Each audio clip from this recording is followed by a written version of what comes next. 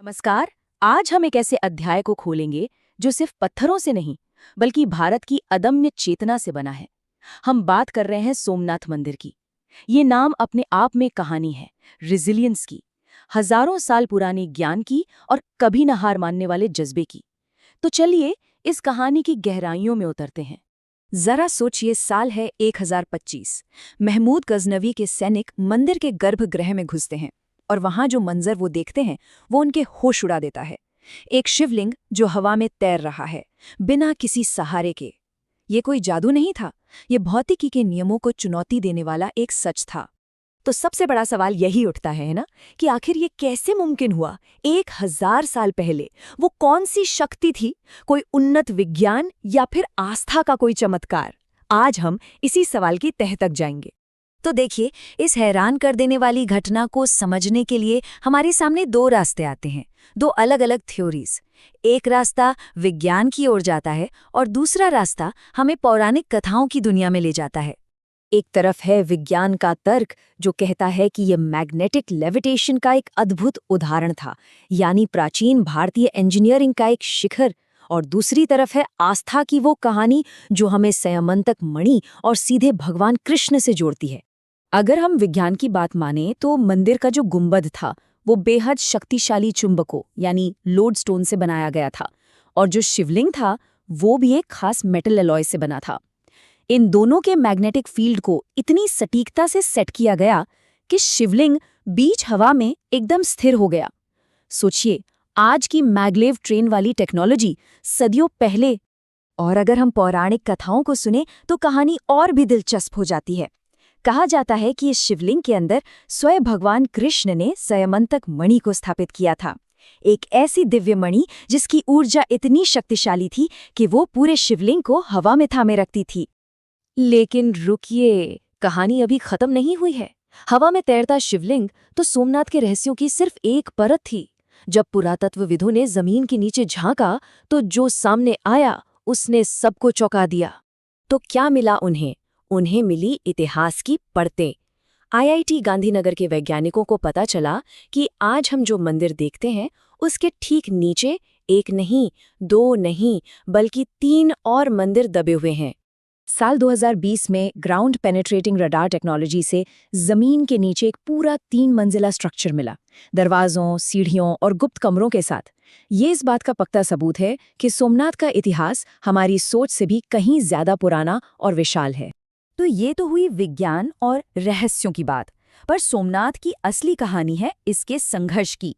ये सिर्फ एक पूजा स्थल नहीं था, ये एक प्रतीक था, भारत की आत्मा का प्रतीक, जिसे बार बार मिटाने की कोशिश की गई। 17 बार, ये कोई मामूली आंकड़ा नहीं है।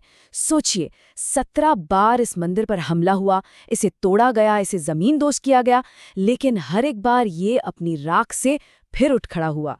ये सिलसिला गजनवी से शुरू हुआ, फिर खिलजी, फिर मुजफ्फर शाह, औरंगजेब तक।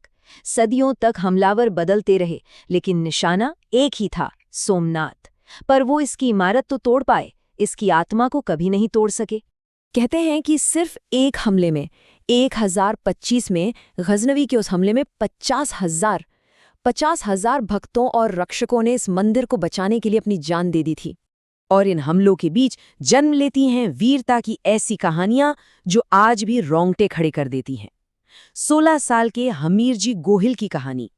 कहते हैं सिर कटने के बाद भी उनका धड़ लड़ता रहा। उनकी बहादुरी आज भी गुजरात की लोक कथाओं में जिंदा है। सदियों के इस अंधेरे के बाद आखिरकार वो सुबह आई जब भारत आजाद हुआ, और इस नई सुबह के साथ एक संकल्प लिया गया, सोमनाथ को उसका वही पुराना गौरव लौटाने का।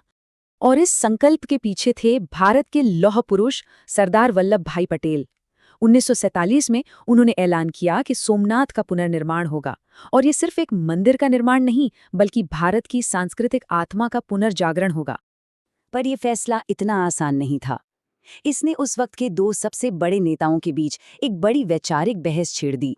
एक तरफ थे सरदार पटेल, जो इसे हमारी सांस्कृतिक विरासत की पुनर्स्थापना मानते थे, तो दूसरी तरफ थे प्रधानमंत्री नेहरू, जिनकी चिंता थी कि एक सेक्युलर देश की सरकार को किसी धार्मिक निर्माण में पैसा नहीं लगाना चाहिए। तो रास्ता कैसे निकला? इस बहस का हल निकाला महात्मा गांधी ने।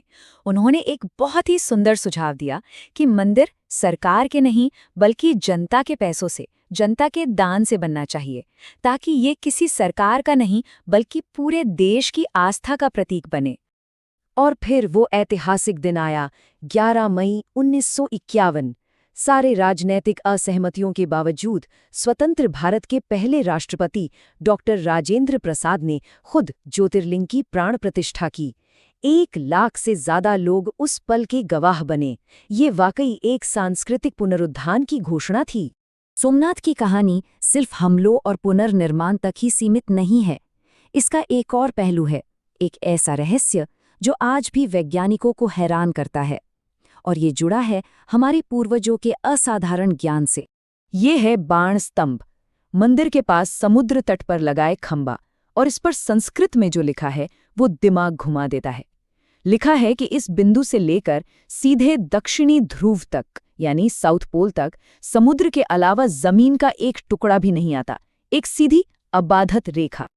आप सोच सकते हैं, उस जमाने में जब दुनिया का एक बड़ा हिस्सा धरती को चपटा मानता था, हमारे पूर्वजों को ना सिर्फ ये पता था कि पृथ्वी गोल है, बल्कि उन्हें अक्षांश और देशांतर का इतना सटीक ज्ञान था। ये आज भी एक पहेली है। तो हम इसी सवाल के साथ आज की बात खत्म करते हैं कि आखिर ये कैसे मुमकिन था?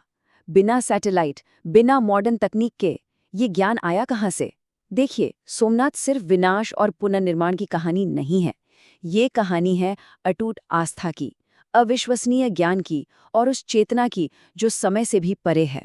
और ये हमें सोचने पर मजबूर करती है कि हम अपने पूर्वजों के बारे में वाकई कितना कम जानते हैं।